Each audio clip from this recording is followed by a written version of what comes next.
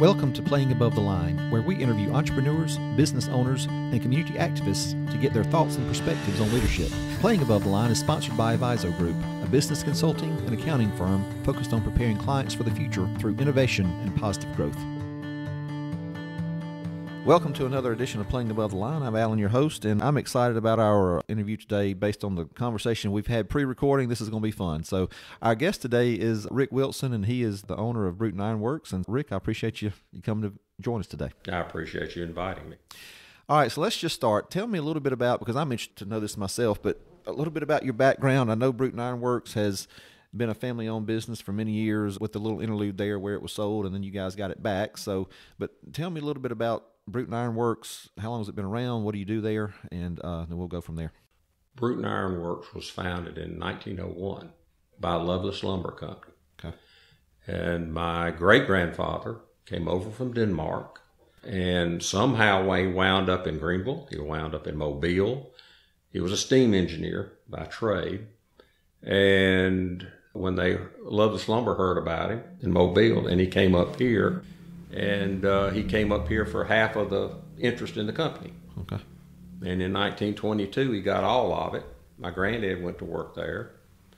In 59, my dad came down from Auburn, and I started summers in 1969 when I turned 16. And actually, no, not 69, 68. Okay. And I started in his machine shop out on the highway. He had a 125-man machine shop, precision manufacturing, and I was the janitor.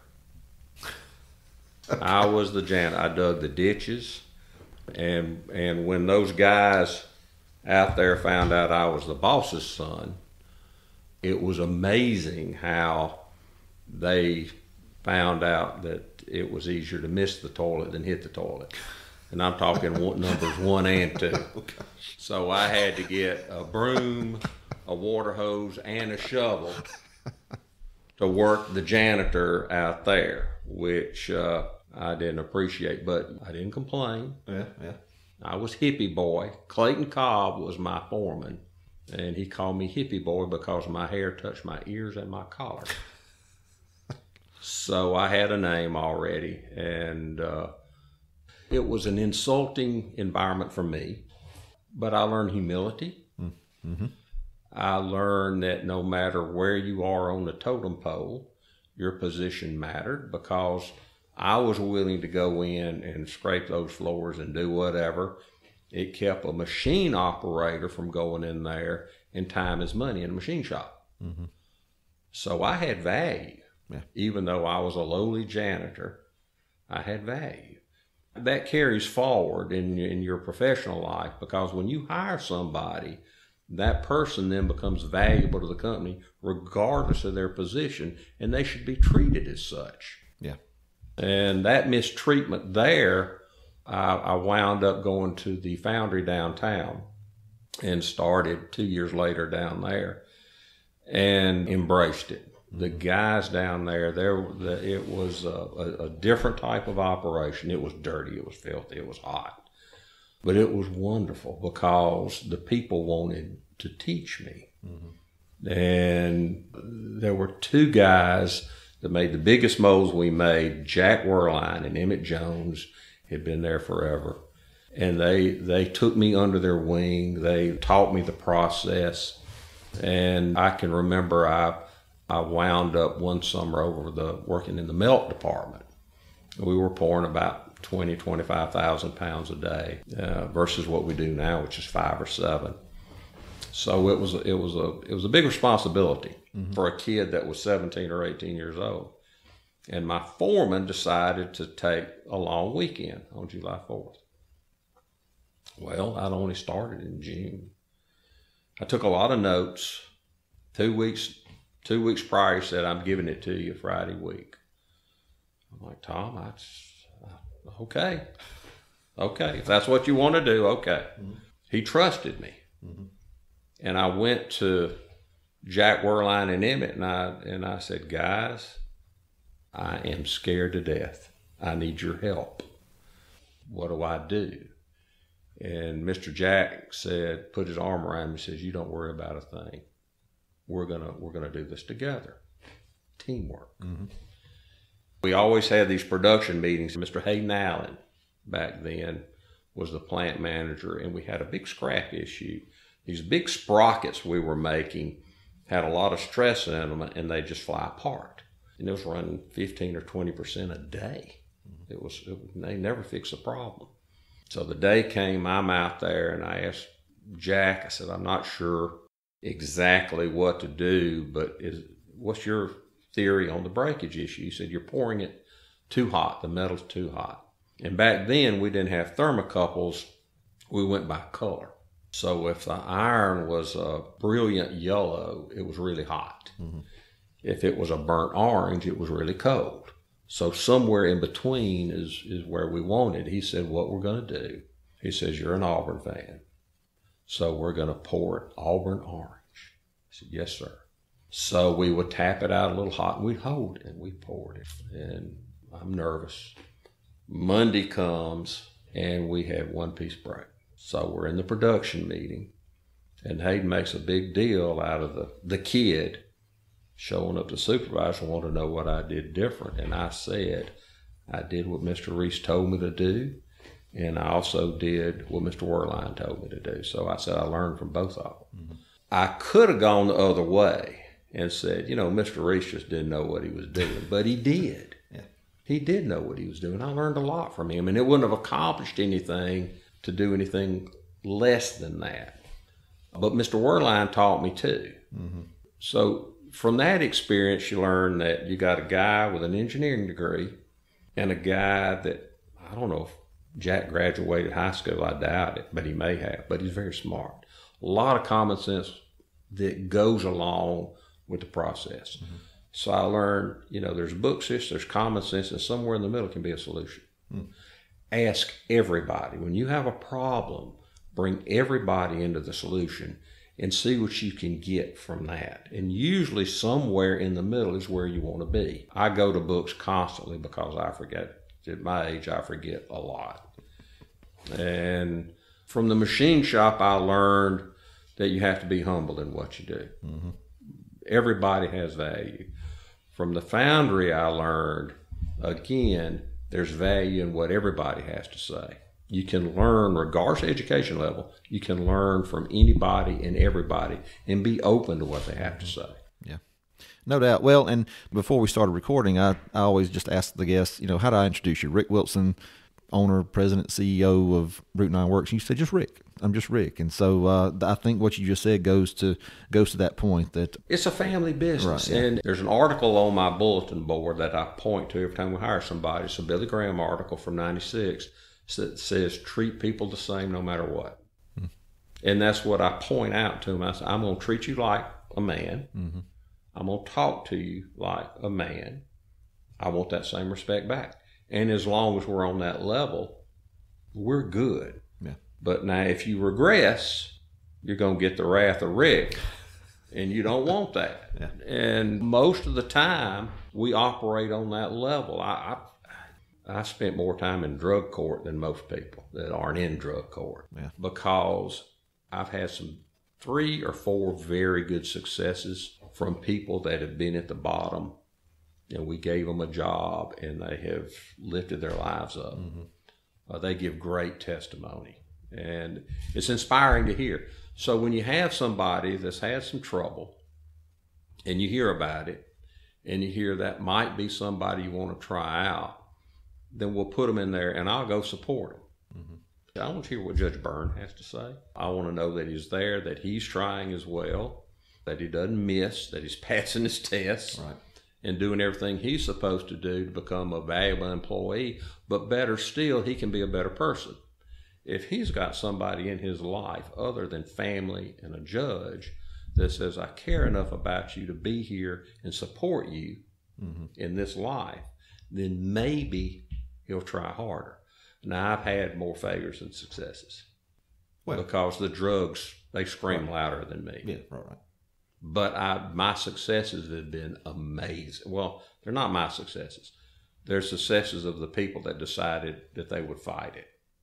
We ask you to list what you think someone needs to be a good leader as far as qualities go. And one of the things that you mentioned was determination. And so what you just talked about is that determination. I mean, the successes come from people who are determined to beat that issue or get better and recover and continue down that road, right? So, exactly. Yeah. Exactly. And it carries forward. Yeah.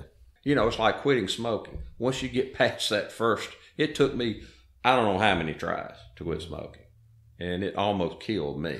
And I quit 15 years before it hit me. But knowing how hard it was for me to quit, just to lay down a cigarette, Mm-hmm.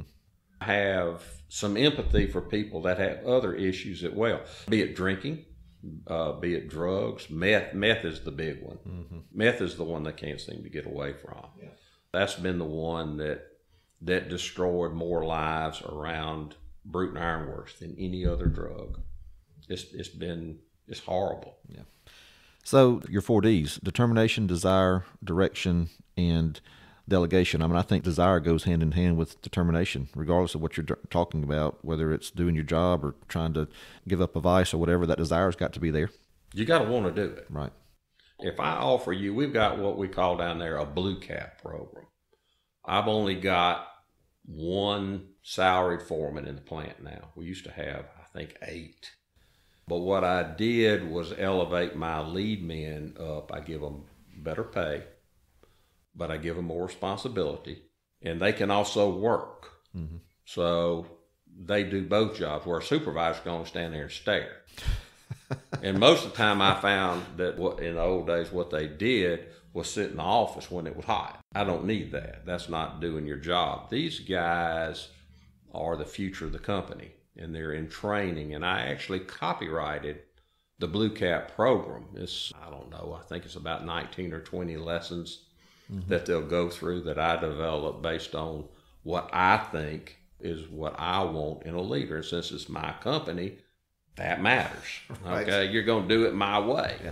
With input from you. So if you have a desire to get better pay, to move up in the company, that's the start of leadership.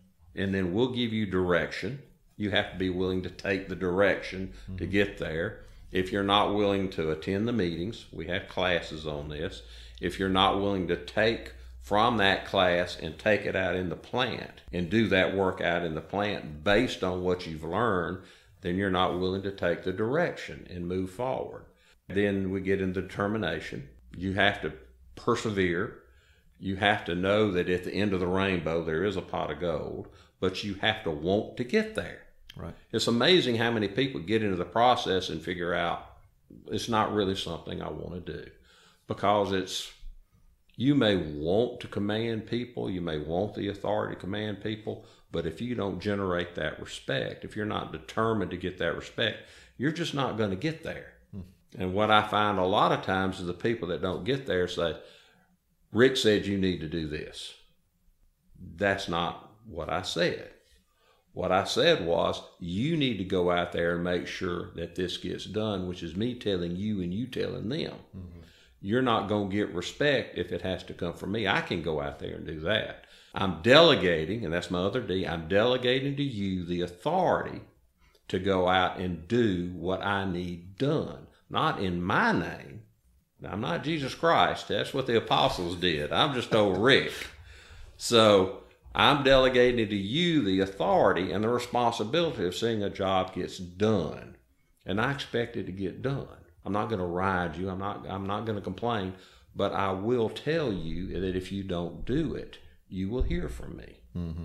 And for the most part, that company has got a core group of people. We've been pretty blessed. When we got the company back in 2014, we inherited a lot of good people. Mm-hmm. That's made us successful beyond anything we imagined. Yeah, that's great.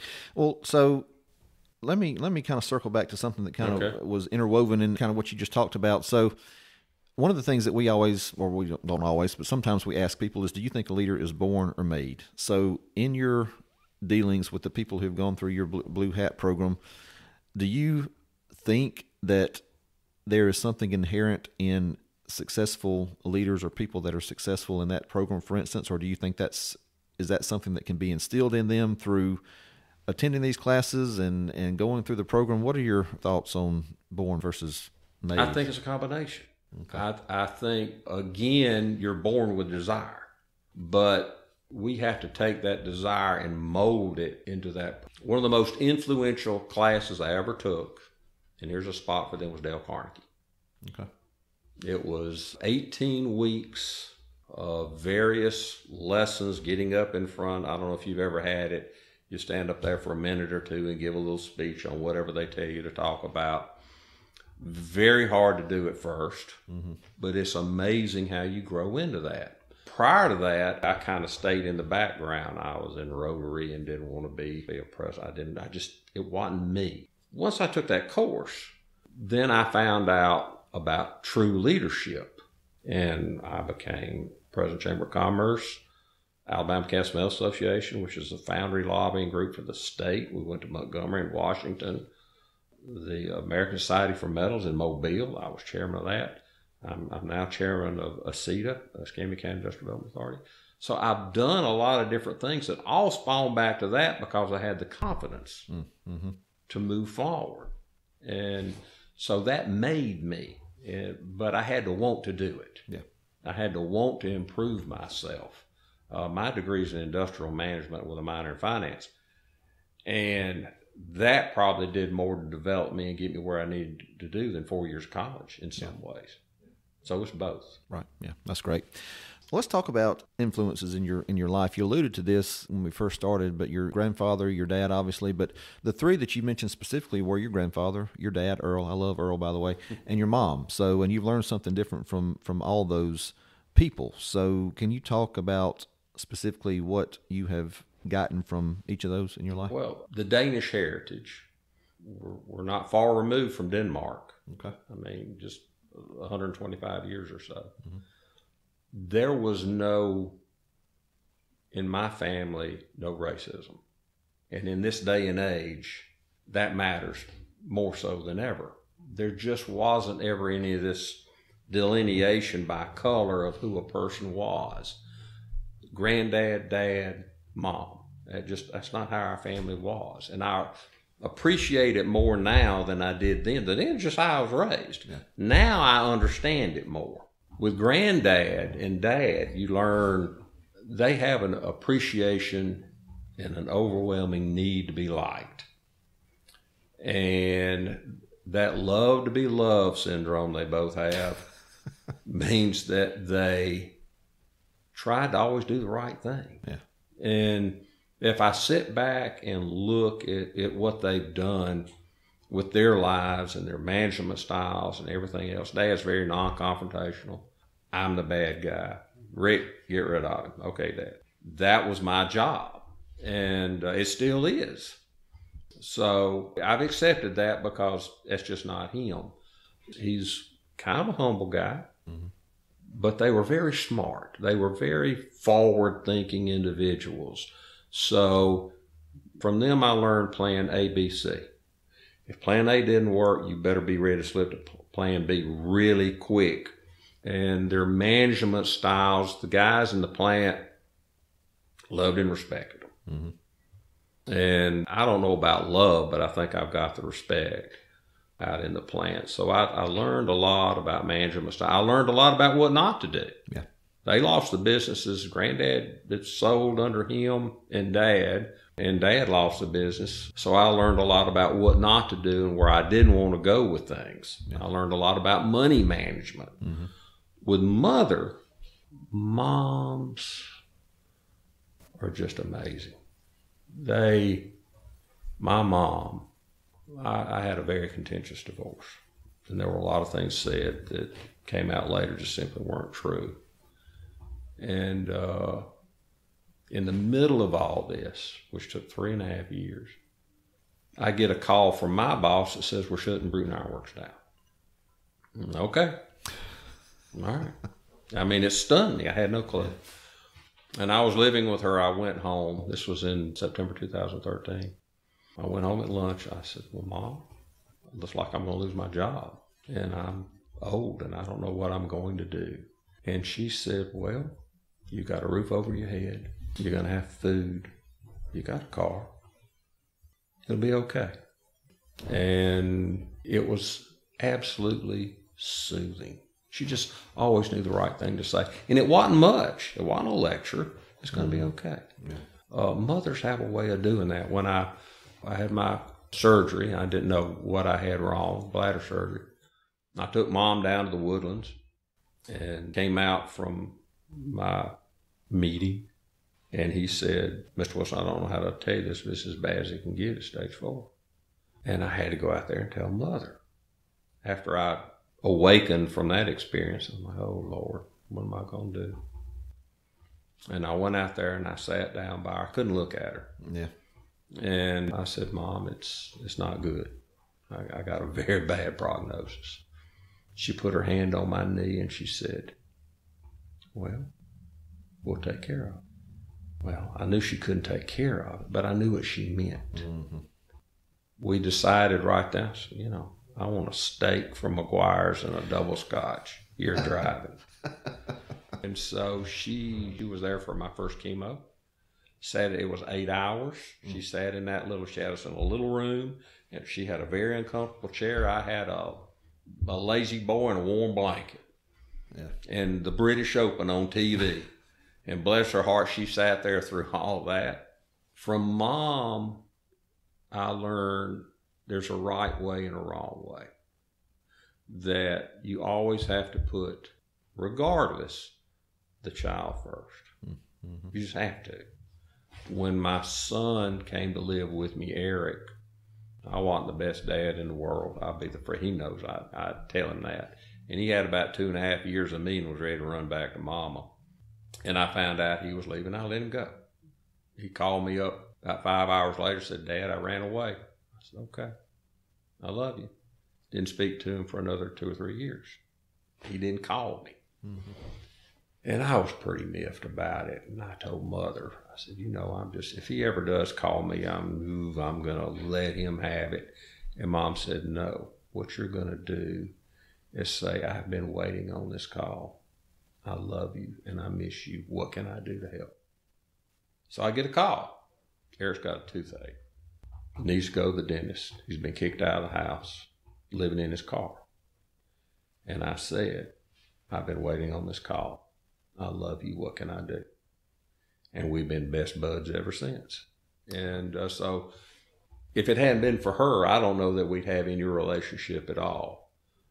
So Mom has been very influential on that side of my life. Well, that just bears that moms know what they're talking about, right? You may not always think so, but hey, moms know what to do. Mama Bear knows how to take care of the cubs. Right. And if you ever want to be a good parent, listen to Mama Bear. Yeah, that's great. And I'm going to tell this little story just for my own personal amusement because I love it so much. But anybody that was ever at the Country Club of Brewton on Friday night and saw your dad walk through the door knew that he was going to bring his orange for his old-fashioned. Now, why the country club could not provide an orange for Mr. Earl when he wanted his old-fashioned every weekend, I don't know. But my kids to this day, they were little when we would see him out there, but they're 20 and 19 now, and they still talk about anytime somebody mentions Earl, they say, you know, he's still... he used to bring his orange out to the country club for old fashions, and he did. So I love your. Can't have it without it. No, he's a mess. I love it. And it wasn't for the flavor. You know, he didn't squeeze it in the drink. He liked to suck on it after. Oh, Earl, that's great. Well, as we start to wrap up, let's talk about that. The fact that the company did get sold to Allied Lock, I believe, yeah. And you guys were able to reacquire it. I've got to think that meant a lot to you as a family because it had been in the family since 1901, you know, some odd years, 120 years. Got away, came back to you. You guys are more successful now than ever. What do you attribute that to after the repurchase? That's the learning experience that I had prior. Remember I said I learned how not to do some stuff? Mm-hmm. Well, going forward, Dad let me be president. Okay. It's just yours to run. And we bounce ideas off one another, but some of the things that I learned was the Blue Cap program, for example. We saved 6 figures in attrition in our supervision. We just didn't replace it because the people they were supervising knew how to do their job. And as long as they had a leadman in place, a Blue Cap now, then we didn't need that supervisor out there non-working. So I think that's 6 to 8 supervisors. Yeah. That's a lot of net profit. Yeah. We learn how to do the job better. Everything matters. Everything matters. If I'm walking through the plant and I see waste, I'm going to bring it to their attention. I don't want to see hardware laying on the ground. I don't want to see anything wasted, because if you allow that waste, that accumulates over a year's time. If you come in 5 minutes late every day at the end of the year, that's a lot of time. Yeah. So everything matters. I don't push it to the point of being painful about it. You know, you can get to the point where you say, no talking, you need to work. No, occasionally you do need to talk, because you need to relieve that little pressure that builds up during the day. You need to take that moment. But by the same token, bad habits have to be eliminated. So I learned what the bad habits were, and we constantly trying to eliminate those bad habits. But the main thing was changing to the Blue Cap program. That's what did it. And I'll say this, when we bought the plant, I went before the union, the investors, there were local investors, said we need something from the union. And I went to them, there were only 8. But I went to them and I said, I need something. I need you to forego your raise, this first raise. Yes, sir. It was a unanimous vote. And I've never forgotten that, because that's their money. Right. So when we got into the PPP money, I told them, I said, we're not doing any layoffs. We lost a considerable amount of money last year. Didn't have any layoffs. So far this year, this month will be good. Last month was horrible. Starting to come by, I see signs of life in the economy. But as long as I've got that cash that I borrowed in my name to keep that plant going, I owe it to them to do that because of what they did for us. And that's the things I learned from Dad and Granddad. Yeah. Carry it forward. If somebody does something good for you in that plant, don't ever forget it, because that is their gift to you. Yeah. That's great. Rick, I mean, all this is great stuff. I mean, your passion for the business and for your predecessors, the people that have come and built this before you, is evident, and I appreciate that. One last question. If you can go back and tell, you mentioned that your first job was a janitor, 16 years old.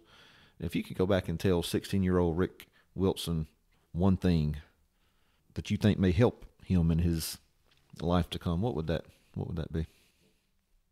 Don't smoke. Very practical. I like it.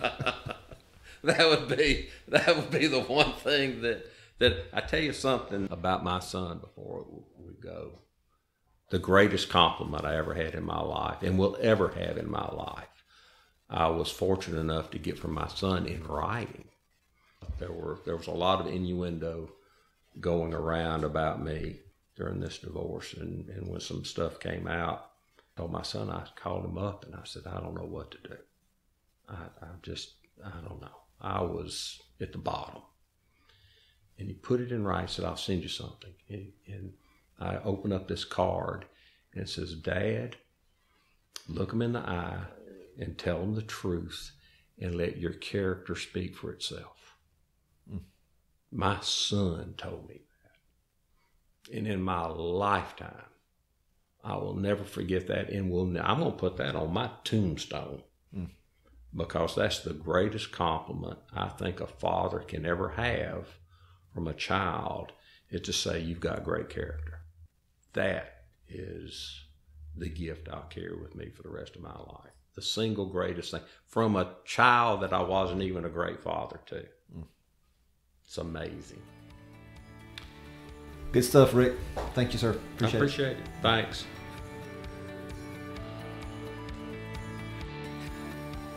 We hope you enjoyed today's episode, and if you did, be sure to rate, review, and subscribe on iTunes and Spotify. It definitely helps us in the ratings, and it also makes it easier for other folks to find the podcast.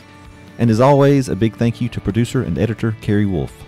Playing Above the Line is sponsored by Aviso Group. If you want to know more about who we are and what we do, you can visit our website at avisogroup.com. That's AVIZO group.com. You can also check us out on Instagram, Twitter, and Facebook. Thanks for listening.